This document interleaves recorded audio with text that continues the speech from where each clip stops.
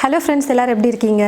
இன்றைக்கி நம்ம வீடியோவில் மங்களூர் ஸ்டைல் பன்னு தான் செய்ய போகிறோம். அதாவது வாழைப்பழ பன் வந்து எப்படி செய்கிறதுன்னு பார்க்க போகிறோம். அதுக்கு முன்னாடி பார்த்தீங்கன்னா நிறைய பேர் வந்து வெறும் ஸ்நாக் மட்டுமே போட்டுட்ருக்கீங்களே, குழம்பு ரெசிபீஸ், பிரேக்ஃபாஸ்ட், லஞ்ச் இது மாதிரிலாம் ரெசிபீஸ்லாம் போடுங்கன்னு சொல்லி கேட்டிருந்தாங்க. இந்த சேனலில் வந்து பார்த்தீங்கன்னா நிறைய பேர் லைக் பண்ணுறது ஸ்நாக்ஸ் மட்டும்தான். அதனால் நாங்கள் மற்ற ரெசிபீஸ்லாம் போடுறதுக்கு இன்னொரு சேனல் ஸ்டார்ட் பண்ணியிருக்கோம்.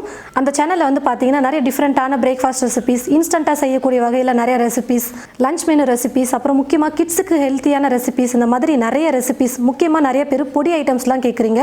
அது எல்லாமே அந்த சேனலில் வந்து அப்லோட் பண்ணிகிட்ருக்கோம். நீங்கள் கண்டிப்பாக அந்த சேனலை பார்த்துட்டு சப்ஸ்கிரைப் பண்ணிக்கோங்க. அந்த சேனலோடைய நேம் பார்த்தீங்கன்னா என் சமையல் என் சுவை. சேனலோடைய லிங்க்கை நான் வந்து உங்களுக்கு டெஸ்கிரிப்ஷனில் கொடுக்குறேன். கமெண்ட் பாக்ஸ்லேயும் வந்து நான் பின் பண்ணி வைக்கிறேன். கண்டிப்பாக போய் சேனலை பார்த்துட்டு சப்ஸ்கிரைப் பண்ணிக்கோங்க. இப்போ வாங்க நம்ம மங்களூர் ஸ்டைல் பன் எப்படி செய்கிறதுன்னு பார்க்கலாம். ஒரு பவுல் எடுத்துக்கிட்டு அந்த பவுலில் 2 வாழைப்பழம் வந்து சேர்த்துக்க போகிறேன். நல்லா பழுத்த பழமாக இருக்கிற மாதிரி பார்த்து எடுத்துக்கோங்க. பச்சை பழமாக இருந்தால் 1 எடுத்துக்கோங்க, கொஞ்சம் பெருசாக இருக்கும். நான் வந்து மஞ்சள் பழம் தான் எடுத்திருக்கேன், அதனால் 2 பழம் எடுத்திருக்கேன். இது கூடவே 3 ஸ்பூன் அளவுக்கு சர்க்கரை சேர்த்துக்க போகிறேன். 4 ஸ்பூன் எடுத்துக்கோங்க. அப்படி இல்லைனா நீங்கள் மிக்சியில் கூட போட்டு நல்லா பேஸ்ட்டாக அரைச்சி எடுத்துக்கலாம். நான் வந்து ஸ்பூன்லேயே வந்து மசிச்சிக்க போகிறேன்.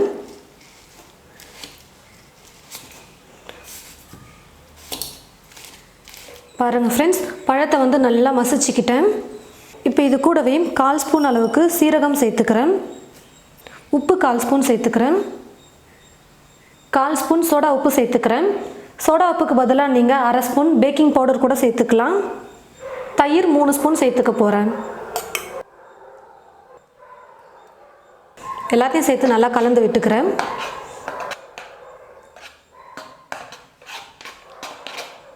எல்லாத்தையும் சேர்த்து நல்லா மிக்ஸ் பண்ணி விட்டுக்கிட்டு மைதா மாவை சேர்த்து இப்போ நம்ம மிக்ஸ் பண்ண போகிறோம்.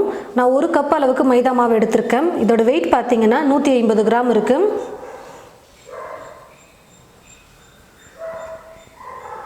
முதல்ல இந்த மாவை பழத்தோடு சேர்த்து நல்லா மிக்ஸ் பண்ணிக்கலாம்.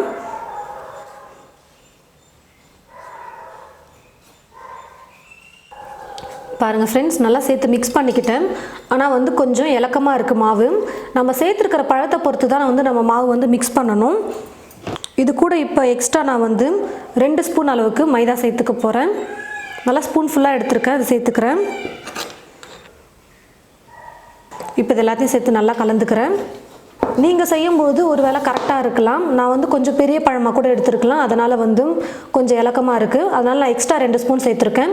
நீங்கள் முதல்ல 1 கப் அளவுக்கு மாவு போட்டு மிக்ஸ் பண்ணிவிட்டு அதுக்கப்புறம் வேணும்னா நீங்கள் எக்ஸ்ட்ரா சேர்த்துக்கோங்க. மாவு வந்து பார்த்திங்கன்னா இந்த அளவுக்கு கொஞ்சம் கெட்டியாக இருக்கிற மாதிரி நம்ம மிக்ஸ் பண்ணணும். அதனால் 1 கப் மாவு சேர்த்ததுக்கப்புறமா நீங்கள் மிக்ஸ் பண்ணி பாருங்கள். இலக்கமாக இருக்கிற மாதிரி இருந்ததுன்னா இன்னும் கொஞ்சம் எக்ஸ்ட்ரா மாவு சேர்த்து மிக்ஸ் பண்ணிக்கோங்க. நம்ம என்ன தான் மாவு மிக்ஸ் பண்ணாலும் கையில் மாவு ஒட்டிக்கிட்டே இருக்கும். அதனால் கடைசியாக மாவு மிக்ஸ் பண்ணதுக்கப்புறமா எண்ணெய் கொஞ்சம் சேர்த்துட்டு நம்ம மிக்ஸ் பண்ணி விட்டுடலாம். 2 ஸ்பூன் எண்ணெய் சேர்த்துருக்கேன்.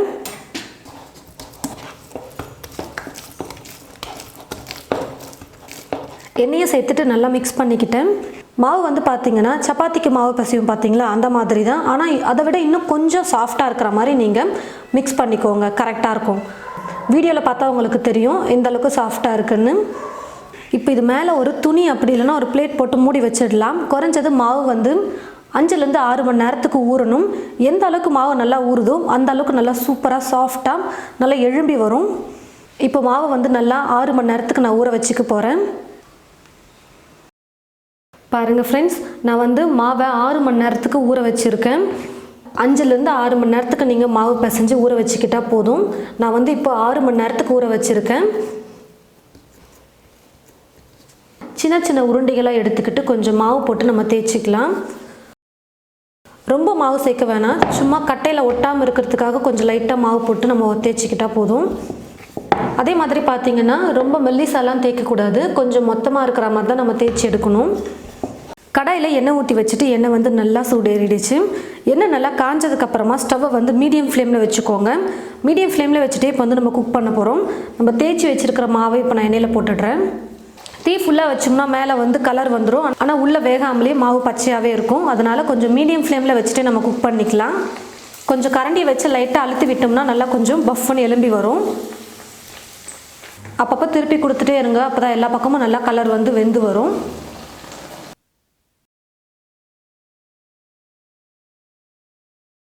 2 பக்கமும் நல்லா வெந்து கலரும் வந்துருச்சு. இப்போ நான் எடுத்துக்கிறேன்.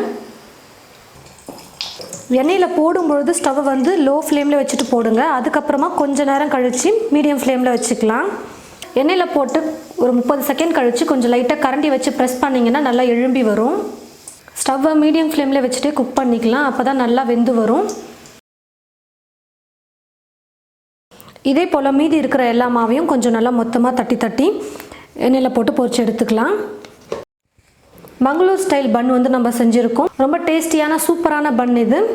வாழைப்பழமெல்லாம் நம்ம சேர்த்து செஞ்சுருக்கிறதுனால டேஸ்ட் வந்து சூப்பராக இருக்கும். சர்க்கரை வந்து கொஞ்சம் லைட்டாக தான் சேர்த்துருக்கேன். உங்களுக்கு ரொம்ப ஸ்வீட்டாக இருக்கணும்னு நினச்சிங்கன்னா நீங்கள் எக்ஸ்ட்ரா ஒரு 5-6 ஸ்பூன் சேர்த்துக்கலாம். ஆனால் மங்களூர் பன் வந்து பார்த்திங்கன்னா இந்த மாதிரி லைட்டாக ஸ்வீட்டாக தான் இருக்கும்.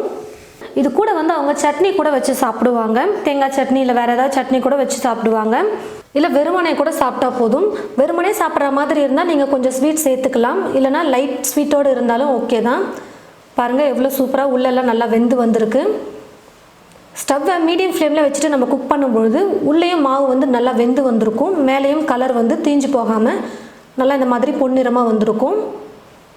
நல்லா சாஃப்டாக சூப்பராக வந்திருக்கு பன்னு. நீங்களும் இது போல் மங்களூர் பன் செஞ்சு பாருங்கள். செஞ்சு பார்த்துட்டு எப்படி இருக்குன்னு மறக்காமல் கமெண்ட் பாக்ஸில் வந்து கமெண்ட் பண்ணுங்கள். இந்த வீடியோவை மற்றவங்களுக்கும் ஷேர் பண்ணுங்கள். இது போல் நிறைய ரெசிபீஸ் பார்க்க தமிழ் ஃபுட் மசாலா சேனலை மறக்காமல் சப்ஸ்கிரைப் பண்ணிக்கோங்க. கூடவே பக்கத்தில் இருக்கிற பெல் ஐக்கானை கிளிக் பண்ண மறந்துடாதீங்க. தேங்க்யூ.